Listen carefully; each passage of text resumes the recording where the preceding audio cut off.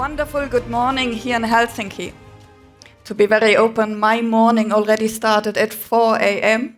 because the sun was shining so bright into my hotel room upstairs, I could not sleep anymore. My name is Annette Trenz. I'm the Global Industries Lead at CGI, and in that role, I'm responsible for CGI's industry posture globally. Every year, we are executing, as Lena Marie mentioned, our Voice of the Client program. We ask you, our clients, about your IT and business priorities.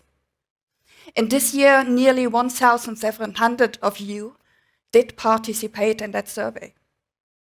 Every 5 years, we consult our own CGI key stakeholders, our members of the board of directors, our industry leads, analysts and investors about their insights in macro trends. And all this data allow us to analyze the digital leaders and the digital entrants. The digital leaders are those who report themselves via producing results based on our digital transformation strategy. In opposite to the digital entrants who said, we are building or launching those strategies. But it's not just the self-assessment of those leaders. We validated the progress they made if they have tangible correlation to concrete financial performance results. So I'm trying now to bring together CGI's perspective on macro trends, how they are impacting the industries, and what digital leaders do differently.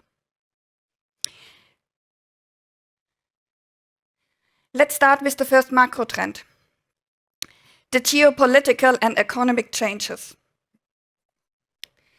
The globalization has shifted the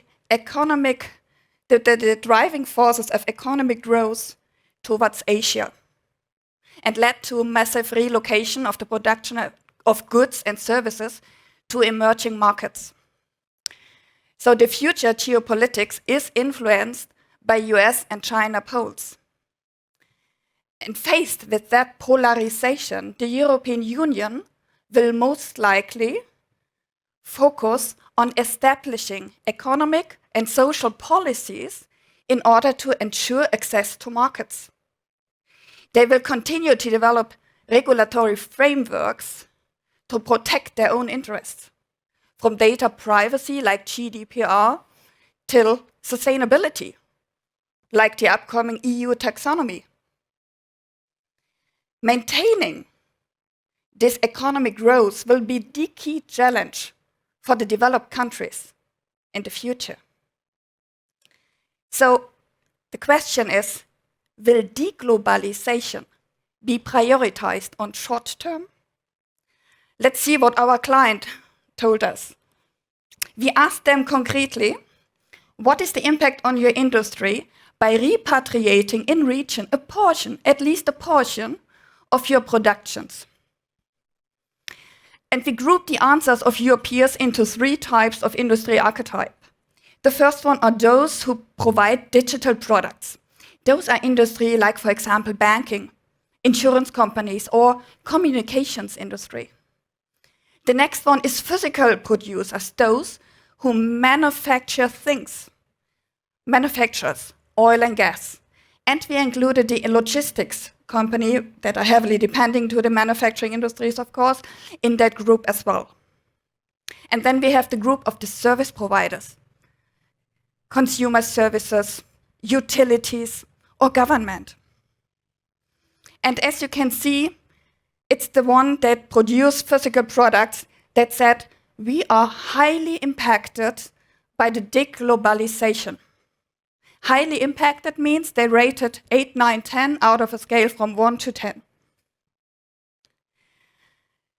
If you compare the Europeans versus the North Americans, we see that the Europeans are more affected, impacted by the deglobalization than the Americans.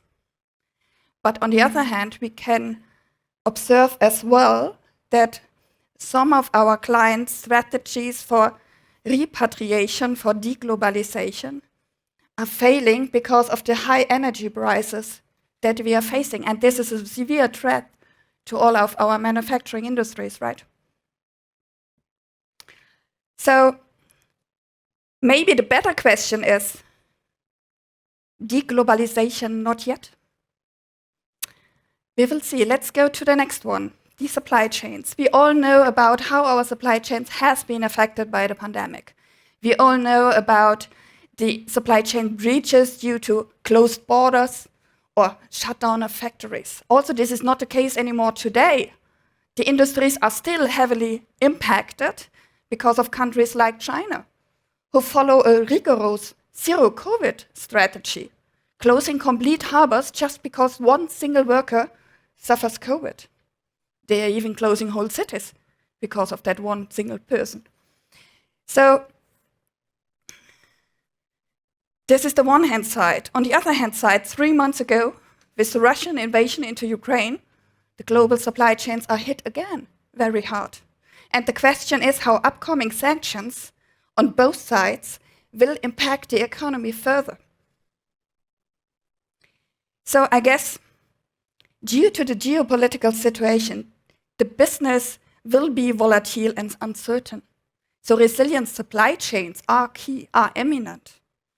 And it's those supply chains being resilient that are transparent and that support agility. Let's see what our client, your peers, said.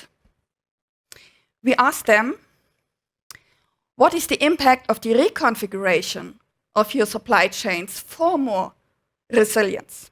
And it's again those who produce physical products who mentioned, this is highly impacting my business. Nearly 50% of them said, this is highly impacting my business.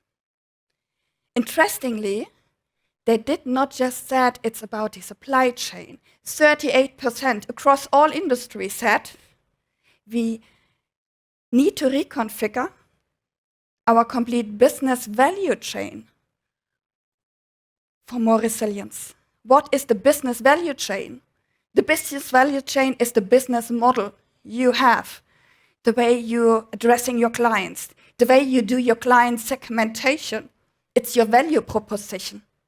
And it's the way how you produce revenue.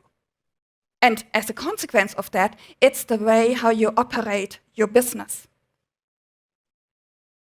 And there's another dimension of resilience and agility, and that is the organizational agility. I brought you a little interesting statistic. The digital leaders are 3 times more agile than the digital entrants. And this all together is that resilience that this uncertain situation requires. Oops. The next macro trend is impacting all of us. It's to fight climate change. The goal of net zero emissions by 2050 has been adopted by many governments. And the governments are now establishing emerging legislative in order to achieve their climate pledge. Financial institutions, investors, pension funds are pressuring companies to decarbonize. And the first step is, of course, the transition to clean energy, to greener energy. But to be honest, that won't be sufficient. Sustainability is about innovation. Just have the manufacturing industry again in mind, especially the mining industries. They are investing heavily in innovations to reinvent the way they are producing green steel. So sustainability is not an add-on anymore. It's getting an imperative. It needs to be baked into the DNA of your company. You will be forced more and more to report and prove your ESG activities. And this is exactly the challenge for all of you. Sustainability, at the end, it's all about data and the traceability of your actions.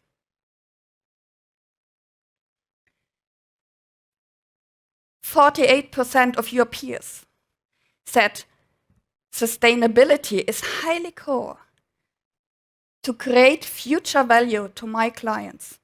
48%. I don't know if it's surprising, but Europe is ahead of North America. Interesting that the data showed us, with the beginning of the sanctions against Russia, we have seen in the data a pushback of 10%, a drop of the importance of sustainability by 10%, which is an amazing number. We believe that this is just a one-time effect because with the beginning of that war, of course, the companies had again to establish new alternative supply chains. Look what they are doing with their established companies and partners in the affected countries. So sustainability is not disappeared, it's still there. And it's getting imminent.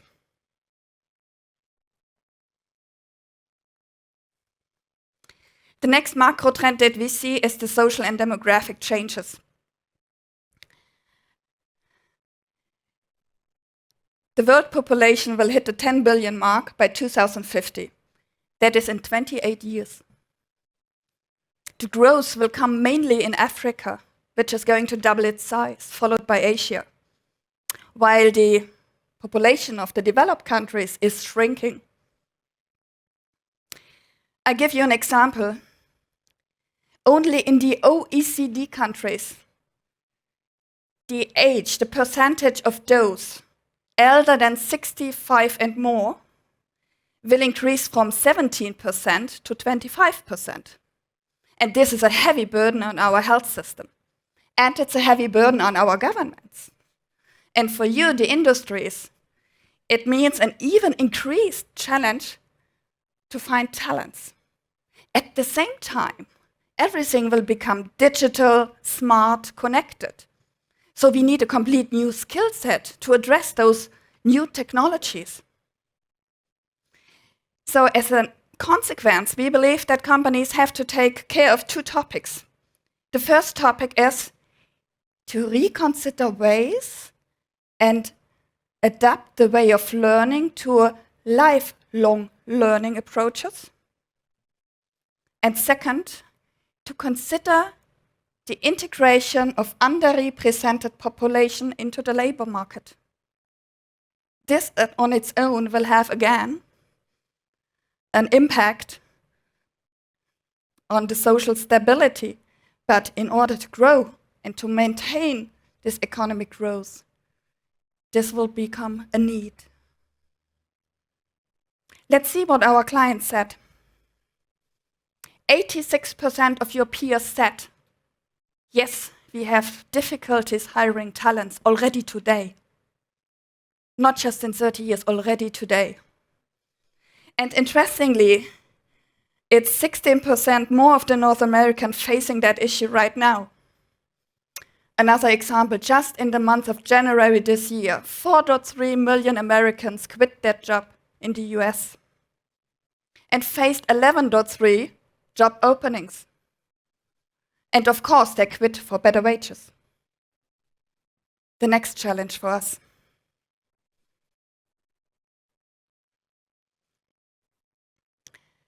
The digitalization is a phenomenon. It's not a phenomenon, it's nothing new, you know? You know about it, we are talking about it since more than 10 years, right?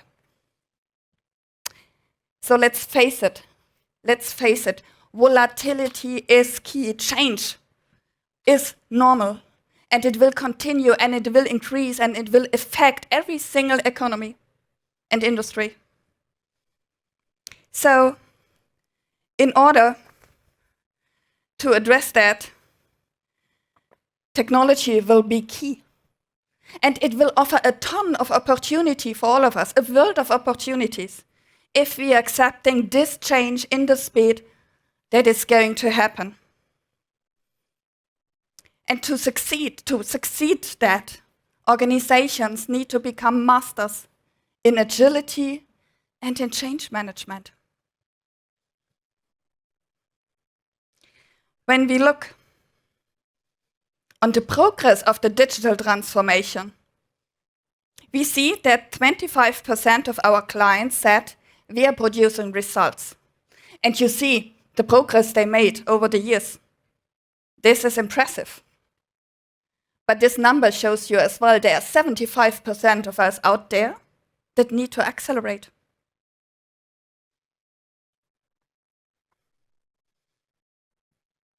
So the questions are not new.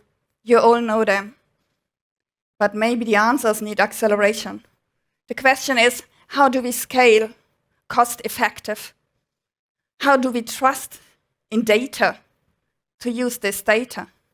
How are we really becoming innovative and do scale with that innovations? How do we become resilient? And how can we grow in such uncertain business environment?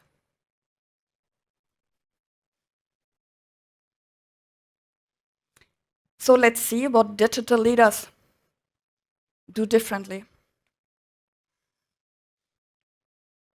First, digital leaders are better aligning their strategies between IT and business. And it's not the alignment of the strategy only, they are better in execution. And as you know, between alignment of a strategy and the execution of a strategy, there is of course a timing aspect in between. The digital leaders are already there. They are not just planning, they are already better doing the execution. They have the timing advantage. As mentioned before, they are 3 times more agile than the digital entrants. Digital leaders take modernization as a constant. They modernize more their applications. They migrate more of their applications to the cloud, just to be open, just to have the ability to scale. And they are early adopters of technology. Because of the modernization I mentioned, they are facing less challenges because of existing old or slow legacy systems. They did modernize them earlier. They have a much more proprietary technology stack, means they are set up to collaborate. They are open with their systems to get connected to other systems, right? And independent from the number of cloud providers, they are able to manage clouds holistically. If you consider you are a huge company, a global player, having multiple brands, all of your brands to have its own cloud solution, not just one, multiple ones, and you have 20 brands in your company, they are able to manage holistically clouds. The data showed us as well that digital leaders are more than 3.5 years ahead of the digital entrants by using more and deeper technologies for automation. It doesn't matter if it's simple automation, if it's RPA, or if it's EPA, enhanced process automation, or if it's AI. They are faster, 3.5 years ahead on using these technologies. Outside of hype, it's really this technology. And from a financial performance, they are outperforming. In EBIT margin and in net income and in the return on equity. So, organizations need to have the ability to adapt to business changes quickly at every point in time. And you remember those days where technology was said, it's an enabler. And then we started to call it a driver. But in order to respond in the required time to market, it now needs to become business. Thank you for your attention.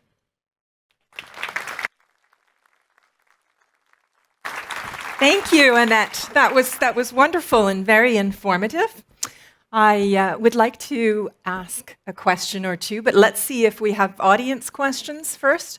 Yes, we seem to have a question in the audience here. We'll just wait for the microphone because we do have a situation where without the microphone, our online audience can't hear the question, which will make it, yes, please. Thank you, Annette. A really exciting presentation about the big trends and big changes happening. Toni Paloheimo from Tangible Growth. I would like to ask about the agility that was mentioned and that is vital for business success. What's the best way to keep your people on board through all these agility requirements that the business is giving? Wonderful question. I love you for this question. To be honest, it's not the leadership doing the change and driving the agility. It's the leadership that needs to implement that agility into the people. It's the people driving that agility. And when are people staying and willing to drive? It's then when they see the impact they can have. So it's the people's impact. Maybe you want to call it purpose. I call it impact. That people need to see in their daily life. And because I did that, we achieved this. And they can identify themselves with that impact. And this is the only way, so much thank you for that question, to overcome the leave just for better wages. That was a wonderful question. It was very good, too, about this theme of working together and resilience and all of these different themes, but also a great way to kick off. You were happy with this question rather than being like, oh, I don't know. So very good. Do we have other questions from our audience here live or online? While we wait for questions to come in, may I ask you a question? I think that you addressed this on many levels. But I'd like to ask you, we live in these times where people want a quick answer and they want to have something immediate. So if we were doing, the elevator pitch, the very quick, how can a digital leader be more resilient in these times? What would be your top advice? Or do you want me to move on to the next question? Move on to the next question. No, not at all. Absolutely not. To be honest, the change starts in the leader's brain, in the head. Just accept and face that change will be your daily business. It's your daily business. And get people on board that are better than yourself. Because really, true leaders create not followers, but other leaders. And that brings you back to your own root. And that makes you human. And that is the reason how leaders can truly become agile and resilient. Good, yes, very important, that human aspect. Yeah. And I'm going to just scan. Do we have any questions from our audience? I think we have time for one more quick question. So I'm going to ask you, what do you think is the biggest challenge facing digital leaders, digital leadership? It is the alignment between business and IT. You saw that very much into the data. It is really, you have the technology, you can take advantage of it already in the beginning of your planning sessions. You're not just planning about volumes, sales numbers, and growth KPIs. It's about getting the IT in to plan about better use to predict that numbers, or to be resilient in case the numbers do have some deviations, right? And this is a job that you need to do together. It's about collaboration. I guess you mentioned it by yourself in your intro. It's about collaboration. The other one is not your enemy. It's not just your colleague. It is your partner in mind in order to grow and maintain the economic growth of your company. Very good. And just scanning to see if we have some questions. I think we have time for one more question. I would like to ask you, you are very inspiring. How do you deal with change? And what is your big piece of advice based on your expertise and your research? How to embrace change and challenges? Maybe I just can tell you and share with you how I'm doing that. I'm embracing change. I'm seeking change. And I'm conditioned based on my history. Whatever I see directly what we can optimize in order to become more efficient, in order to get more people on board, in order to get that change not from top down, but as well from bottom up, because there is where change is happening. And for me, that's so normal, and this is what I would recommend you. It is not a criticism, it's just normal. Exactly. So this theme of really working together and maybe a sense of equality in terms of it doesn't matter what someone's role is, trying to bring them Exactly. all to the table, which is Exactly. easier said than done. Exactly. Yes, definitely. Okay, thank you very much for that wonderful talk. We have run out of time for your session, but you'll be here all day, that's right, yes, so people can approach you if they'd like to talk to you or ask you questions or be inspired. Thank you so much. Thank you very much, Annette. Enjoy.